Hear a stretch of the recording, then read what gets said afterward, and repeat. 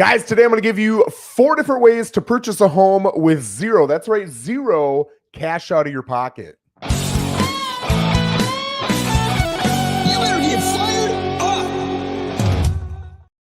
All right. Hopefully you guys had a great Thanksgiving. I had a phenomenal Thanksgiving, man. We had some friends over. We had some neighbors over. We were in the pool. We had a ton of great food. I'm probably about 4 pounds heavier. But man, it was awesome just to spend some time with friends and family, right? So hopefully you guys shared the same experience. I'm going to go over 4 different ways for you as a buyer today to get into a home with absolutely zero cash out of your pocket. But there are specific things that I need to educate you on, and then I'll kind of talk to you a little bit about how you get into these different situations, right? So before I get into any of these, I want to, just kind of explain the fact that there are 2 different types of costs involved with purchasing a home. You've got the required down payment, and then you've got the closing costs. So for the required down payment on a VA loan, it's 0%. That's why it's so attractive to a veteran buyer, right? It is $0 down, which is phenomenal. If you are a conventional buyer, it's usually 5% down minimum. It can be 10, 20, whatever. But if you're a first-time home buyer, which the definition of first-time home buyer for this loan is that you have not owned a home as a homestead property for the last 36 months. So with that in mind, I mean, you could be a first-time home buyer several times throughout your life, right? If you had not owned a home as a homestead property in the last 3 years. So that is what you would need down for a conventional, 3%.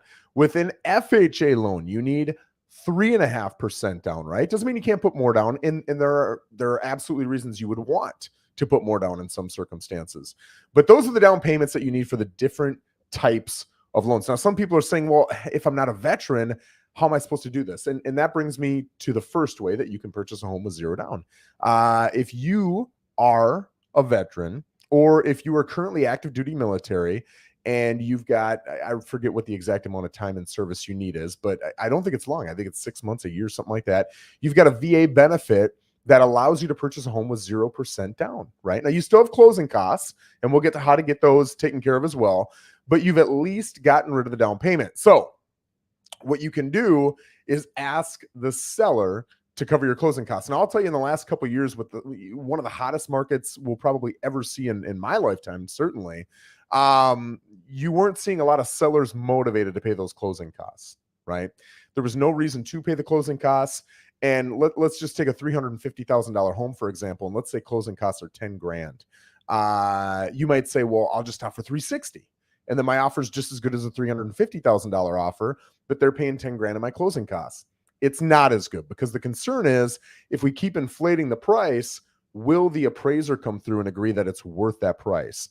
Now we're risking the appraisal coming in short, the deal falling apart. Don't want to risk it, so I'm going to go with somebody at 350 who's not asking me to pay their closing costs. That's why it was so tough over the last couple of years to get any loan. It doesn't matter what type of loan it is, through where seller paid closing costs were part of the deal. In fact, I would say throughout that span, my team probably put in, 200 offers. And I would say 0 from memory had seller paid closing costs involved in there. So it really doesn't happen often. But now that the market is starting to soften a little bit, it's definitely turned into a neutral market. I don't know if I'd say it was a buyer's market quite yet, but it's turning into a neutral market. You are seeing sellers who will gladly pay closing costs. And maybe you got to raise the price a little bit to make up for it, but now they're willing to take the risk on the appraisal coming in short. And some people are willing to keep it at the same price and still cover those closing costs for you, right? So we've got some sellers who are willing to make some movement for you, and that's going to help if you're a veteran, okay? So what is the second way? A second way is to get a cosigner on the loan, and the cosigner can come up with the cash out of the pocket. They can come up with the down payment, the closing costs, everything else, right? To do a gift, there are ways to do gifts, but gifts can apply to certain things.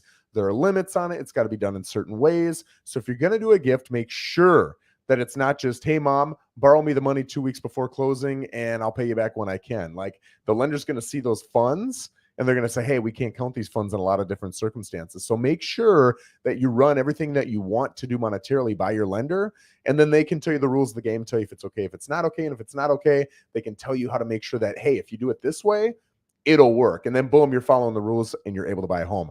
I have seen not with my buyers, but I've seen it with other buyers in the market where they get a week, 2 weeks before closing, days before closing, and all of a sudden the lender asks to see their statements. They look and they see that, hey, there was an influx of $11,500 2 weeks ago. Where'd that come from? Oh, that came from my Uncle Bob. Well, why did Uncle Bob give you that money? Well, I need it because I can't afford to put the down payment on my house. Well, we can't accept those funds, right? So just be very careful about those funds. But if you get a cosigner and they come in and they're willing to pay all those, now because they're on the loan, because they are a cosigner on that mortgage, they can go ahead and pay some of those funds, right? So that's another way. Third way, we've got some first-time homebuyer products that are out there. You've got to qualify for them. You've got to hit certain income limits. You've got to be in specific areas. You got to look for homes in specific areas. There's definitely criteria to hit these first-time homebuyer programs, but if you hit them, they will generally, and there are different programs out there and they change all the time, but they will generally give you a certain amount to cover closing costs, down payment, those types of things. Anything they don't cover, you can get the seller to potentially cover if you can negotiate it. But usually they're asking you, the county, the city, the state, whoever it is who's giving you this first-time homebuyer package or product, they're asking you to stay in the house for X amount of years. If you do, then here's essentially a grant, right? And a grant is just money that's given to you. If you leave early, you've got to pay the money back. So there's incentive to stay in the home, because the idea is, hey, we're not going to give this to investors or flippers or anything like that. We're trying to give this to people who would and maybe should be in a house, but they're a little bit capped on money. Let's help them out and give them this money, but we want to see that they're going to stay in a home long-term. This is not a short-term decision. It is a long-term, like we're trying to help build the American dream decision, right? That's what they're shooting for. So that is a third way that you can get into a home with 0% down. What is the fourth way? Fourth way is the most challenging, but the more the market shifts to a buyer's market, the more you're going to start seeing these types of loans. And what it is seller financing, right? So let's say I own a house. You like the house, you want to purchase the house, and I may own it free and clear. I also may have a mortgage on it, right? But you usually see it where these homes are owned free and clear, or, 60, 70, 80% of it is paid down and there's a small mortgage on it. That's where I see these. And you can do seller financing. Now, you can do contract for deed. You can do seller carrybacks. You can do lease to own. You can do lease options. You can do all types of different things. And there are pluses and minuses to all of these. There are reasons you would want to do or not want to do all of these. But again, that's where it comes down to having a good negotiator, a good educator, and someone who can sit down and explain the differences to you and to the other party to make sure that you are getting into the type of seller financing that it is you want to get into. Now, I will tell you, a lot of people are like, oh, ding, ding, ding, that's going to work for me because I can't get a loan. It's not that easy. Seller financing sounds great, but the challenge with seller financing is twofold. Number one, well, threefold. Number one, it's finding a seller who wants to do that.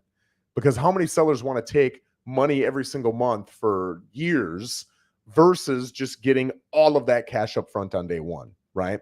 The majority of people are selling a home so they can go buy another home. It's really challenging, not impossible, with those people to find that type of situation. The second issue that you're going to come into is the rate that they want is usually, not always, 2 to 3% higher than whatever you're facing today. So right now, rates are kind of hovering around that 6.25 to 6.75 range, depending upon the day, depending upon the lender, depending upon your credit, depending upon 37 other things. But let's just say they're in the mid sixes, right? If you're going to buy my home with seller financing, I usually know that you can't get a loan. If you could get a loan, you certainly wouldn't be coming to me for seller financing. So I've got a little bit of leverage. That leverage is going to push me to usually say, I want 2-3% more, which in this case would be an 8.5 to 9.5% interest rate, right? So now you've got a question, do I want to pay that higher rate or not? Yeah, it sucks, but it might get you out of that cash. I don't have any cash issue. And if you look over, 5-10 years of which situation is going to be better for me, for some people, that is going to be a better situation. I would highly recommend running the numbers. Don't make an emotional decision that helps you today. Look at a decision that's going to help you for a good solid 5 to 10 years, and then move forward with that. Here's the third issue. The third issue with seller financing is a lot of times they're going to require some sort of cash down. So we used to sell homes all the time. My dad and I did some investment properties, and we would do lease to own as well. But usually the way it worked was, hey, we're going to sell you this house, and it's going to be at, 2 or 3 percentage points higher than you'd be able to get a loan for, because obviously you can't get a loan. But we're going to need some sort of cash down. Maybe it's 10 grand, 20 grand, something, and it's non-refundable. So if you don't follow through and get this paid off or get it refinanced with a mortgage or whatever we agree upon, you're risking that money. And we wanted you to know that, because we wanted you to be incentivized to go out and get a mortgage, to go out and make your payments every month, right? So a lot of times these folks are going to want some sort of cash payment anyway.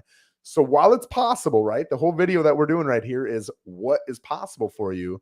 The likelihood that you're going to find a seller who's going to give you a rate that works, they're going to give you a loan at all, and they're going to give it to you with no cash down is pretty slim. But again, the tougher the market gets for sellers, we're not quite there yet, but the tougher the market gets, keep an eye on it, the better chance there is that you'll be able to find someone who will do that. Guys, there are 4 ways for you to get into a home with no cash down. If you've got any questions or anything like that, always feel free to put it down in the comments. I'll always get back to you and answer them, whether it's live or after the video. And whether you watched us on Facebook or YouTube, I appreciate you watching. And I hope you guys have an absolutely fantastic Thanksgiving weekend. Take